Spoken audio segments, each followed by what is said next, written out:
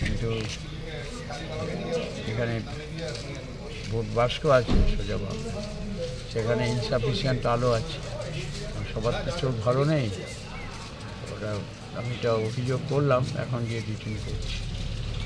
ভেতরে তো আলো নেই, হয় চার্জার নাই কিছু একটা দিতে হবে।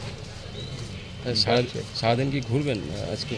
হ্যাঁ ঘুরবো, এখন তো আমার ওখানে কন্ট্রোল রুম খুলেছি একটা আমি হেমাদপুর মোড়ে, ওখানে থাকবো। তাড়াতাড়ি করতে হবে, অনেকে আসার কথা ছিল, কাউকে এলো না। আমি 7:30 ঠিক দেবো বলে 7:30 দিয়েছি।